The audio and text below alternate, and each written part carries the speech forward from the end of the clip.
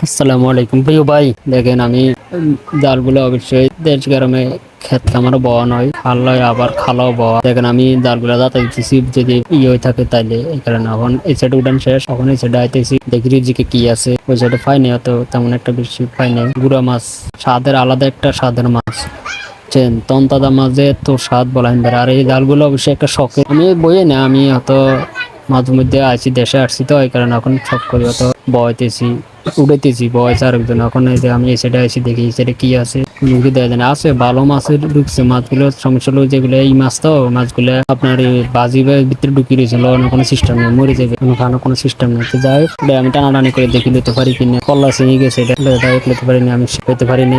তারপর ওখানে এই সাইডের থেকে এই সাইডে আসছি, আমার শ্বশুর লোক আসছিল, এই আমার কইতেছি আর আমি আরো দিকে দাঁড়াইন। তারপরে রয়ে যেতেছে, তারপরে অন্য একটা রয়ে পিছিয়ে যায় দাঁড়া দিমু, পিছিয়ে যায় দাঁড়া দিই, আবার আনো মেজে পিছিয়ে দাঁড়া। আমার ভয় লাগতেছে, আমি ভয় পাইতেছি, কারণ কি কারণ যদি সাপ টাপ থাকে, সেগুলোতে আবার সাপ টাপ থাকে। আর এই জালগুলো অবশ্যই ক্ষেত কামার বইতে আলাদা মজা লাগে। আসলে যারা বওয়া নাই এরা বুঝতে পারবো না, যারা বয়সে এরা অনুভব করতে। দেখেন মাশাআল্লাহ, তন্তাজা মাছ কত সুন্দর মাছ, দেখতে আলাদা মজা। আসলে এগুলো আনাতে দেখতে মনে হয় মজা লাগা। যাই হোক, এখন কথা কি কিছু বুঝছেননি।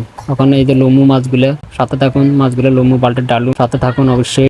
আমি খুলতে পারতেছি মাছগুলো, দেখেন কি সুন্দর টকটক করতেছে, দেখছেন কত সুন্দর টকটক। আসলে অন্যরকম দেশে মাছগুলো রিজিকের মালিক আল্লাহ দেখেন।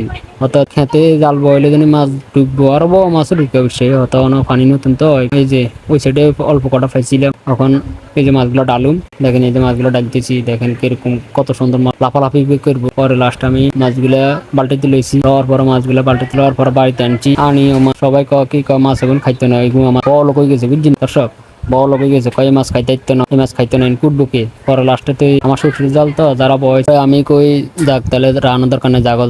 যাই হোক, গ্রামের মজা তো ভাই গ্রামে পাওয়া যাবে, শহরে থাকলে কি মজাটা পাওয়া যায়? মা থেকে আসি গ্রামে, এই মজাগুলো পাই আসলে অন্যরকম, আলহামদুলিল্লাহ ভালোই লাগে। যাই হোক, মাছগুলো পাইছি, এখন এই মাছগুলো দেখি কি করা যায়। এই মাছগুলো দেখেন যে এদিকে ডালতেছি আমি, ওই সাইডে অল্প কটা পাইছি, এদিকে এখন এই কটা পাই। তারপর মোটামুটি হইব প্রায় 70-80 টাকার মাছ হইব।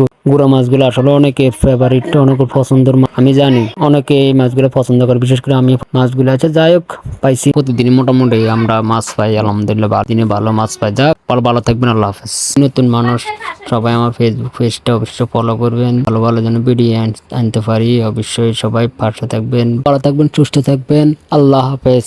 দোয়া করি সবার জন্য।